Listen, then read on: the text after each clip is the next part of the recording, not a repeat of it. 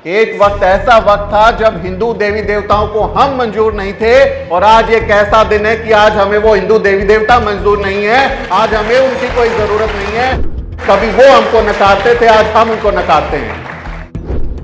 करवा चौथ रखने से उनके पति अमर नहीं हो जाएंगे, मंगलसूत्र पहनने से उनके पति हमेशा जो है जीवित नहीं रहेंगे, नारियल फोड़ने से, किसी के ऊपर तेल चढ़ाने से, किसी के ऊपर भंडारा करा देने से, सवा मणि लगा देने से, जागरण करा देने से कोई भला नहीं होगा, कोई फायदा नहीं होगा।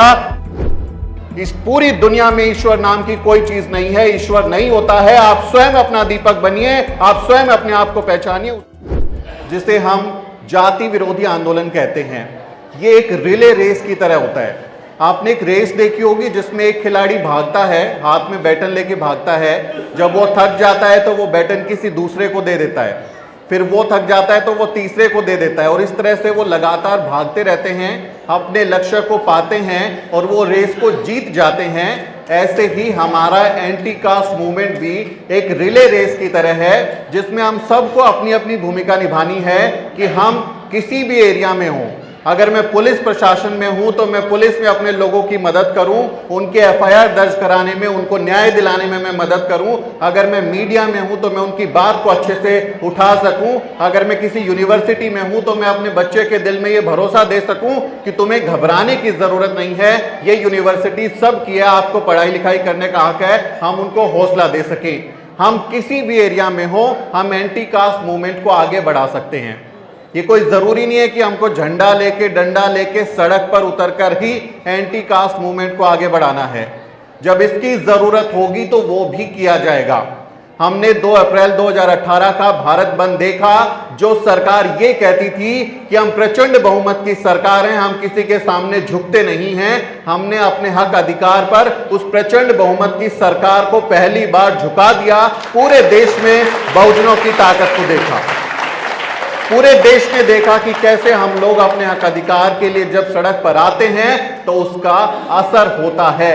इसलिए जब जरूरत होगी तो सड़क पर भी आएंगे, लेकिन हर बार सड़क पर ना आके हम अच्छे अच्छे काम करके अपने अपने विभाग में, अपने एरिया में, अपनी एक्सपर्टीज के साथ भी हम अपने लोगों का भला कर सकते हैं। हम अपने लोगों के साथ कम्युनिटी फीलिंग को डेवलप कर सकते हैं और एक दूसरे का हौसला बढ़ाते हुए एंटी कास्ट मूवमेंट में अपनी भूमिका निभा सकते हैं। इसलिए मैं बार बार ये बात कहता हूं कि हमें सिर्फ समाज सेवी नहीं चाहिए कि सिर्फ सबके सब समाज सेवी बन जाएं, झंडा लेके, डंडा लेके, कि अब हम तो जो है जातिवाद को खत्म करेंगे, हम तो इस देश को बौद्ध में भारत बनाएंगे। ये हमारा मिशन जरूर है, लेकिन हर आदमी यही काम करेगा, इससे भी भला होने वाला नहीं है। आपको अपने पत्रकार चाहिए, आपको अपनी मीडिया चाहिए। आप में से कितने हमारे लोग पत्रकारिता में किसी एंकर को जानते हैं, किसी जर्नलिस्ट को जानते हैं, किसी बड़े टीवी चैनल अखबार के एडिटर को जानते हैं? आपको नाम ढूंढने से भी नहीं मिलेगा, क्योंकि हमारे लोग हैं ही नहीं। आप में से कितने लोग किसी दलित बहुजन आदमी को, सीए को जानते हैं, जो चार्टर्ड अकाउंटेंट का काम करता है? ढूंढने से भी नहीं मिलता।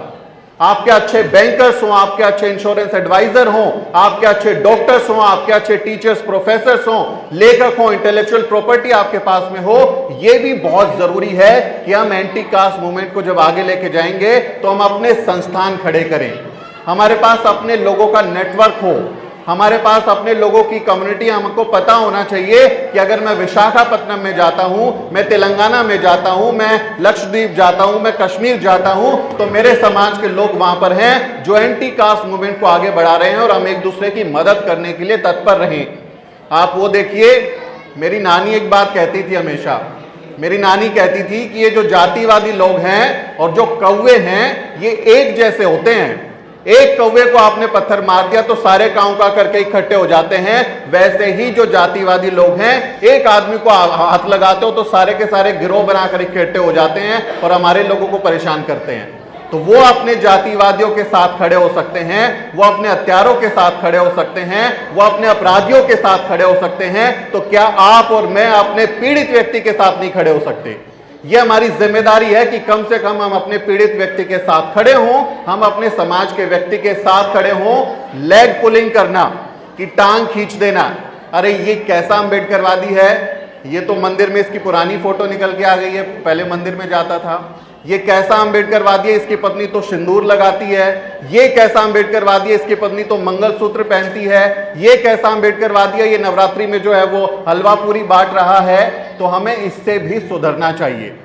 मैं इस बात को बिल्कुल ईमानदारी से कहता हूं कि हमें ये लेग पुलिंग करना भी हमें छोड़ना चाहिए। अंबेडकरवादी पैदा नहीं होते हैं, अंबेडकरवादी बनते हैं। कुछ लोग घर की परवरिश से अंबेडकरवादी बनते हैं। जिनका माहौल घर में होता है अंबेडकरवाद का, वो वहां से अंबेडकरवाद सीखते हैं। अब ये देखिए छोटे छोटे जो जनरेशन हमारी है, इन्हें वो माहौल मिला है कि अंबेडकरवाद को वो समझ सकें, वो बहुजन मिशन को समझ सकें, तो इनको अंबेडकरवाद की ट्रेनिंग घर से मिली है। कुछ लोग पढ़ लिख कर अंबेडकरवादी बनते हैं।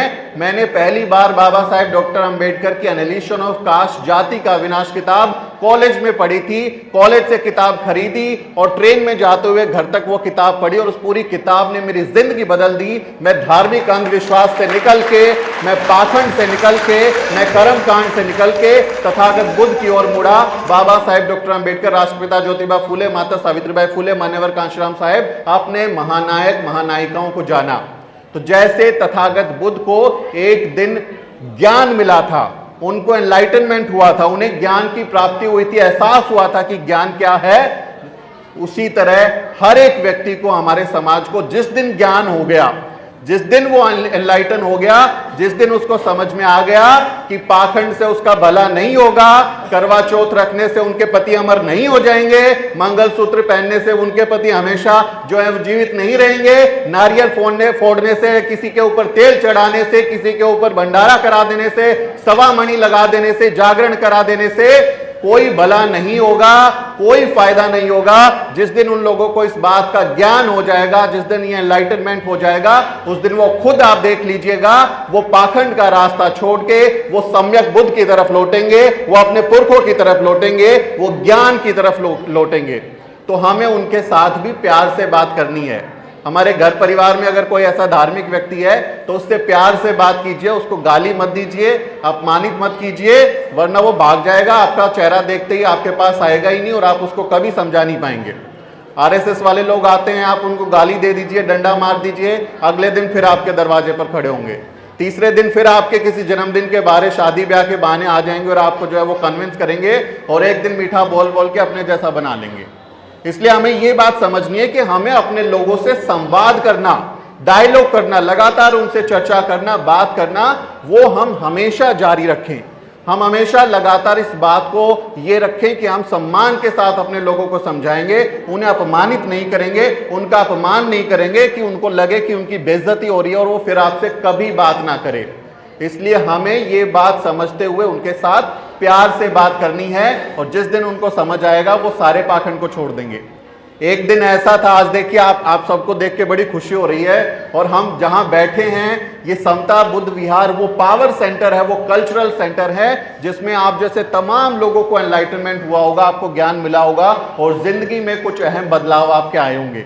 तो आपके चेहरे देखकर मुझे याद आता है कि एक दिन वो दिन था, एक वक्त ऐसा वक्त था जब हिंदू देवी देवताओं को हम मंजूर नहीं थे, और आज एक ऐसा दिन है कि आज हमें वो हिंदू देवी देवता मंजूर नहीं है, आज हमें उनकी कोई जरूरत नहीं है, आज हम उनको नकारते हैं। कभी वो हमको नकारते थे, आज हम उनको नकारते हैं।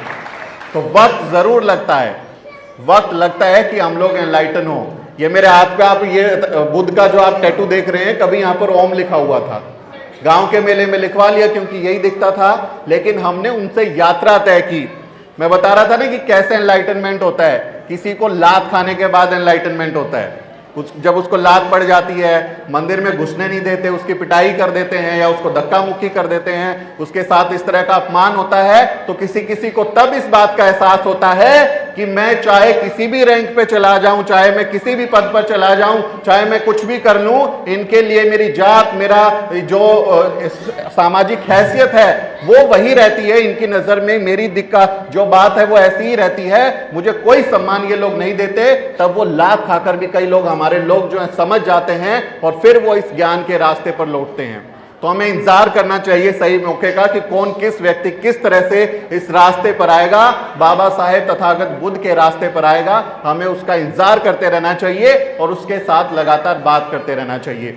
हमें उसे समझाना चाहिए कि हमारी देश की राष्ट्रपति द्रौपदी मुर्मू जी, जो कि एक आदिवासी महिला हैं, वो इस देश के सबसे बड़े पद पर बैठी हैं, और जब वो हौज खास के एक मंदिर में जाती हैं तो उनको वहां जाने से रोक दिया जाता है, मूर्ति के पास नहीं जाने दिया जाता। और बाद में जो ब्राह्मण पंडित है वो कहता है कि हम इस मंदिर के मालिक हैं, जिसे चाहेंगे हम भेजेंगे, ये महिला क्योंकि आदिवासी है हम इसको अंदर नहीं जाने देंगे।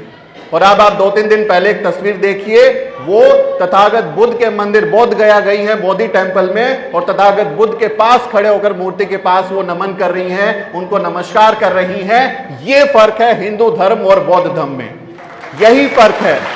कोई भेदभाव नहीं, किसी तरह का कोई भेदभाव नहीं, किसी के रंग के आधार पर, जाति के आधार पर, लिंग के आधार पर, अमीरी गरीबी के आधार पर। आपने किसी बौद्ध विहार में, किसी बौद्ध मंदिर में देखा है कि वीआईपी दर्शन कराते हो कि आप 1100 रुपए की पर्ची दे दीजिए, आप 5100 रुपए की पर्ची दे दीजिए, आप 10,000 रुपए की पर्ची दे दीजिए, और बाकी लोग तमाम लाइन में लगे रहेंगे और आप चुपके से आके वहां पर जो है बिना रुकावट के आप दर्शन कर लीजिए। ऐसा आपने किसी बौद्ध विहार में नहीं देखा होगा।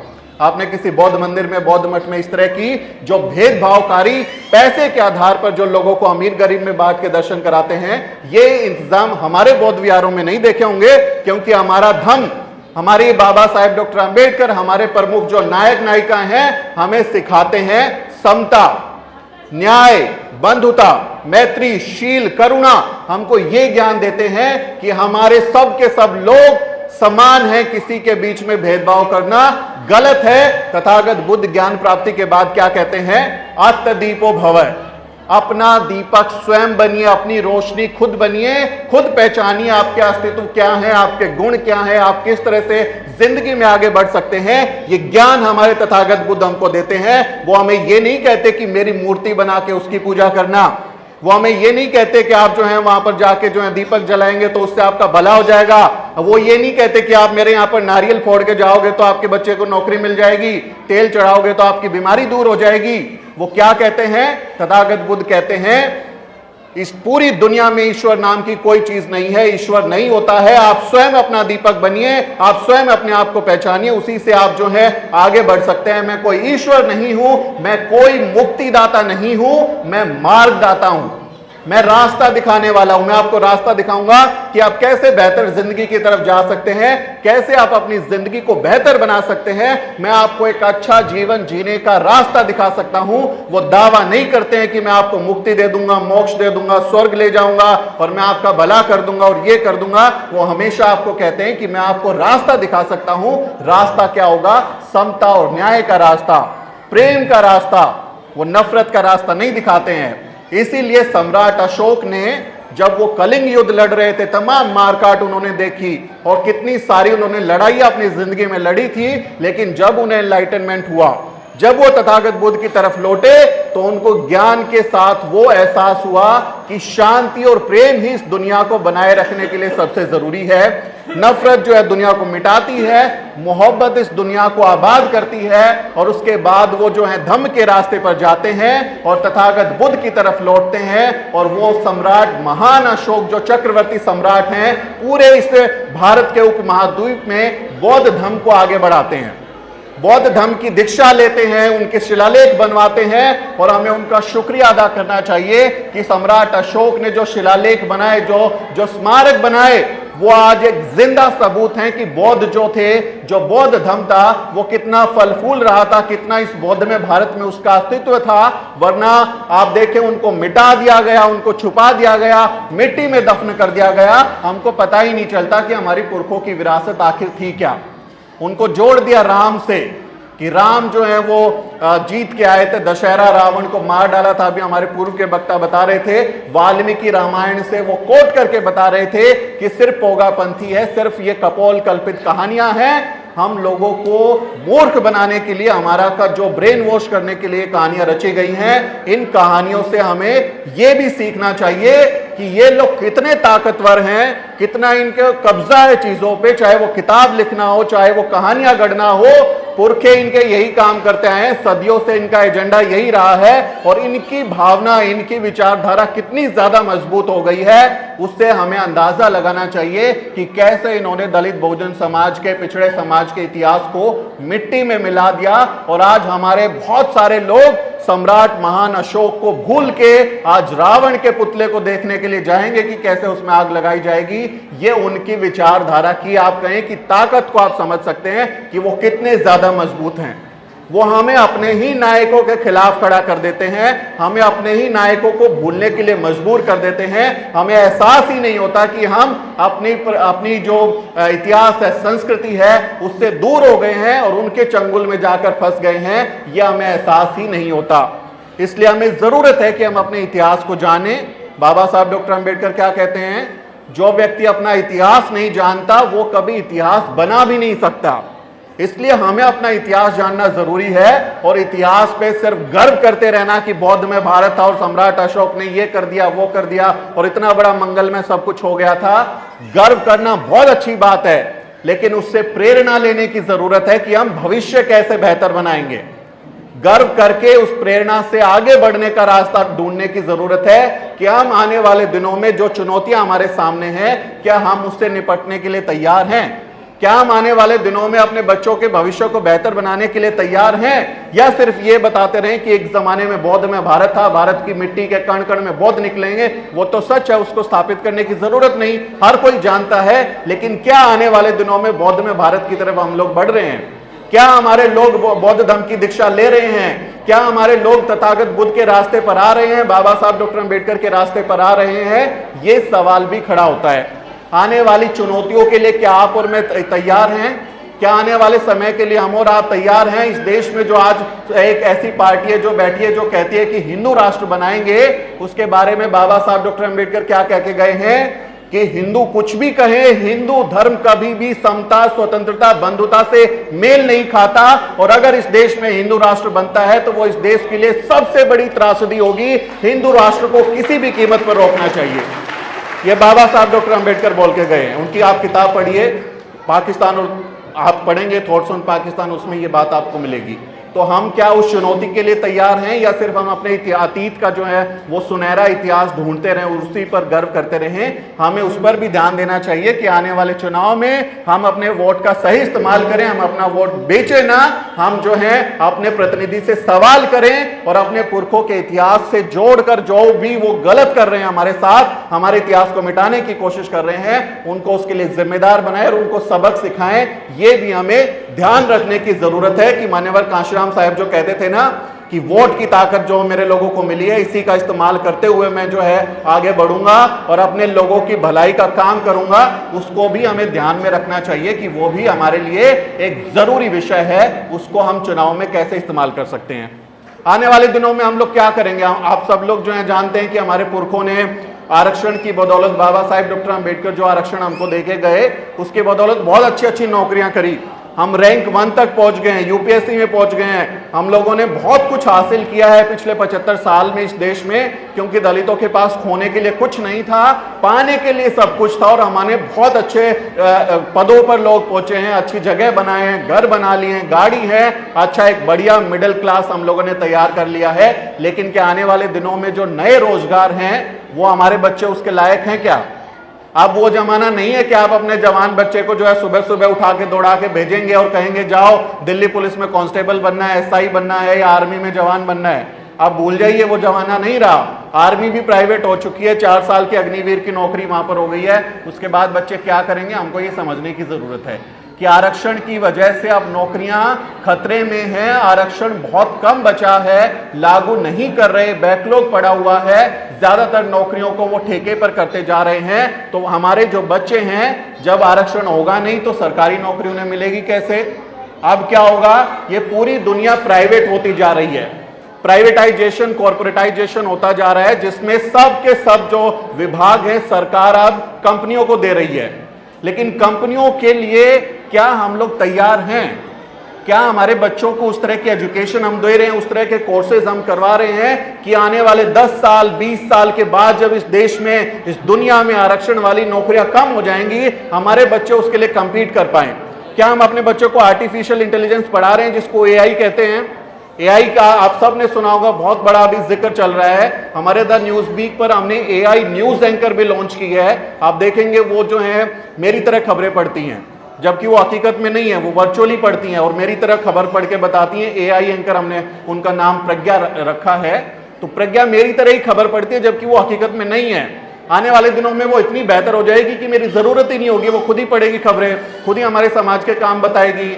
तो क्या हम अपने बच्चों को आर्टिफिशियल इंटेलिजेंस के लिए तैयार कर रहे हैं? क्या हम अपने बच्चों को मशीन लर्निंग के लिए तैयार कर रहे हैं, कोर्सेज करा रहे हैं? क्या हम उनको डेटा साइंस के लिए तैयार कर रहे हैं? क्या हम आने वाले 10-20 साल के जो भविष्य के रोजगार हैं, जो हमें दुनिया के किसी एक कोने में ले जाके अच्छे अवसर दे सकते हैं, उसके लिए हम अपने बच्चों को तैयार कर रहे हैं कि नहीं कर रहे हैं? ये भी बहुत जरूरी है कि हम अपने बच्चों को ऐसी पढ़ाई लिखाई में डालें जो अच्छे रोजगार भविष्य में उनको देने की काबिलियत रखते हो, उनके अच्छे अवसर मिल सकें। सिर्फ आरक्षण के भरोसे बैठे रहना, सिर्फ सरकारी नौकरी के भरोसे बैठे रहना भूल जाइए। आने वाले 10 साल में ये अब मुमकिन नहीं है। आरक्षण जितना बचा सकते हैं हम उतना बचाएंगे, हम उसकी लड़ाई लड़ेंगे, लेकिन जो प्राइवेट दुनिया अब हो गई है, जो कॉर्पोरेट पूरी दुनिया हो गई है, उसमें भविष्य में हम अपनी कैसे जगह बना सकते हैं, कैसे हम वहां पर अपने लोगों को फिट कर सकते हैं, उसके लिए भी हमें तैयारी करनी होगी। दुनिया के जो टॉप ग्लोबल सीईओ बने हुए हैं, चाहे वो गूगल हो, माइक्रोसॉफ्ट हो, पेप्सी हो, तमाम इनके सबके सब भारत के लोग हैं, लेकिन हमारा आदमी एक भी नहीं है, एक भी आदमी हमारा उनमें नहीं है। क्यों नहीं है? क्योंकि क्या हमारे बच्चे उस तरह की तैयारी करके, पढ़ाई लिखाई करके भविष्य के लिए चैलेंज जो आने वाले हैं उसके लिए हम लोग तैयारी कर रहे हैं? हम सिर्फ ये कहते रहे कि भैया यहां पर ऐसे ही हम जो है जाति विरोधी आंदोलन चलाएंगे, जातियों को खत्म कर देंगे और बौद्ध में भारत बनाएंगे। ये करना बहुत अच्छी बात है, हमें लगातार इसके लिए कोशिश करनी है, लेकिन हमें चुनौतियों के साथ भी ध्यान रखना पड़ेगा कि भविष्य में किस तरह की चुनौती हमको आने वाली है।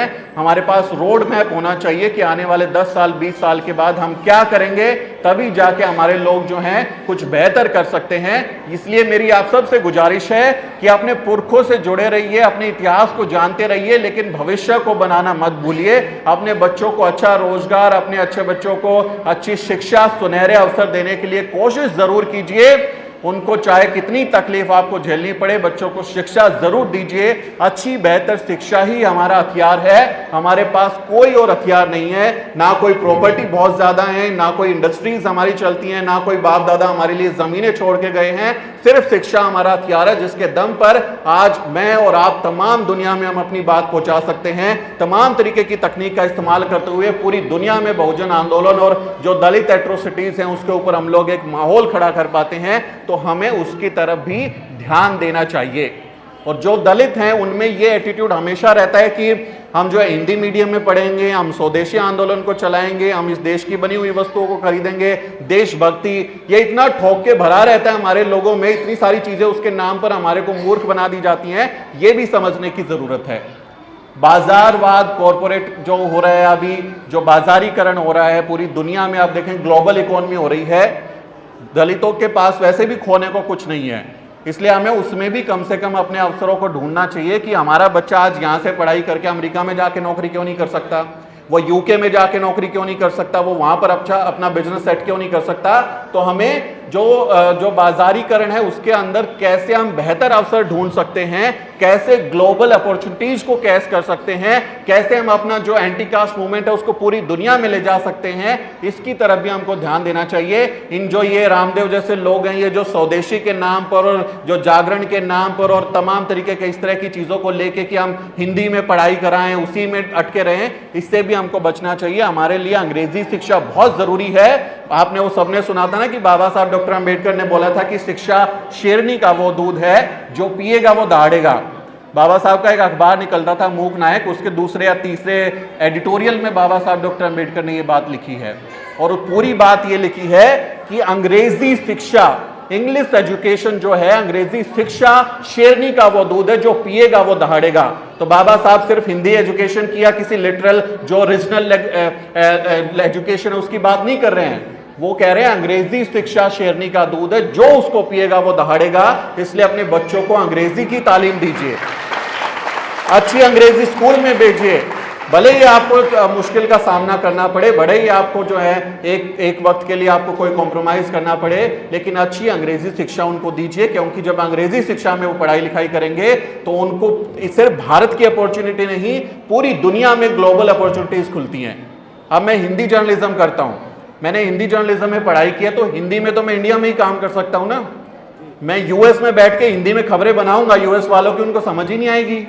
मैं किसी यूके या किसी वेस्टर्न के कंट्री में जाके अगर मैं हिंदी में खबरें बनाऊं तो कौन देखेगा? लेकिन अगर मैं अंग्रेजी में खबरें बनाता हूं तो दुनिया के तमाम मुल्क जो हैं वो मेरी खबर को देखेंगे, मेरी खबर को पढ़ सकते हैं, देख सकते हैं, मेरे सब्सक्राइबर बन सकते हैं और मेरे लिए बेहतर अवसर क्रिएट कर सकते हैं। इसलिए जब अंग्रेजी में आप काम करते हैं तब आपके लिए तमाम तरीके की अपॉर्चुनिटीज भी खुलती हैं, अवसर खुलते हैं। इसलिए भाषा के प्रति कि हम तो जो है जी हिंदुस्तान इसी में खुश हैं, ये मोह भी छोड़ दीजिए। इस बाबा साहब डॉक्टर अंबेडकर ने जो बात बोली थी ना कि we are Indian firstly and lastly, हम सबसे पहले और सबसे आखिर में भारतीय हैं। ये बड़े गर्व के साथ हम कहते हैं कि हम सबसे पहले और सबसे आखिर में भारतीय हैं। लेकिन उससे आगे जो बाबा साहब डॉक्टर अंबेडकर ने बात की है उसी लेख में, उसी बात में वो आगे क्या कहते हैं कि हाँ, हम भारतीय हैं और मुझे गर्व है भारतीय होने पर। लेकिन जब देश के बीच में और मेरे समाज के बीच में उनके हित चुनने का अगर मेरे को मौका मिलता है तो मैं अपने समाज के हित को चुनूंगा, क्योंकि समाज के साथ इतना बड़ा नुकसान हुआ है, इतना ज्यादा नुकसान किया है कि मेरे पास इस देश में जिन लोगों के पास सत्ता होगी वो मेरे लोगों को कभी कुछ नहीं देंगे। इसलिए मैं अपने समाज के साथ खड़ा होना पसंद करूंगा। तो हमें इस बात को समझना चाहिए कि ये मूर्खता बनाकर देशभक्ति के नाम पर और हिंदुत्ववाद के नाम पर जो हमको ब्रेन वॉश किया जाता है उससे हम बाहर निकलें। हम सम्राट अशोक के दिखाए हुए रास्ते पर चलें, तथागत बुद्ध के रास्ते पर चलें, बाबा साहेब डॉक्टर अंबेडकर के रास्ते पर चलें और उनके सपनों का भारत बनाने के लिए कोशिश करें। यही हमारे लिए सबसे बड़ी सीख है। हम एक दूसरे का हौसला बढ़ाएं, टांग खींचे नहीं, हिम्मत दे, हाथ पकड़े। अगर कोई डूब रहा है तो उसको नीचे नहीं करना है, हाथ पकड़ के ऊपर लाना है, कम्युनिटी फीलिंग के साथ आगे बढ़ना है, एक दूसरे का साथ देना है। यही मेरी आपसे गुजारिश है। लगातार एंटीकास्ट मूवमेंट में हिस्सा लेते रहें और बाबा साहब डॉक्टर अंबेडकर के सपनों का भारत बनाने की कोशिश करते रहें। बहुत बहुत शुक्रिया, आपने मुझे सम्मान दिया, सुना। कभी फिर आपसे मुलाकात होगी। जय भीम, जय भारत। साथियों, अगर आपको द न्यूज वीक का काम पसंद है और आप चाहते हैं कि हम यूं ही अम्बेडकरवादी पत्रकारिता करते रहें तो हमारी आर्थिक मदद जरूर करें। आप अपनी स्क्रीन पर दिखाई दे रहे इस क्यूआर कोड को स्कैन करें और न्यूज वीक फाउंडेशन के खाते में अपनी दान की राशि भेजें। क्यूआर कोड के अलावा आप यूपीआई के जरिए भी मदद कर सकते हैं। आप हमारी यूपीआई आईडी newsweek@yes बैंक पर भी मदद भेज सकते हैं। इसके अलावा आप हमारे अकाउंट में भी मदद भेज सकते हैं। खाते का नाम है Newsweek Foundation, account number है 02358800000640। IFSC कोड है YesB000235। बैंक का नाम यस बैंक है और ब्रांच है नेहरू पैलेस, दिल्ली। आप डोनेशन के एवज में इनकम टैक्स में भी छूट पा सकते हैं। डोनेशन की रसीद पाने के लिए ट्रांजैक्शन का स्क्रीनशॉट हमें भेजें। टाइप करें डोनेशन स्पेस आपका नाम और हमें 8595794224 पर व्हाट्सएप करें।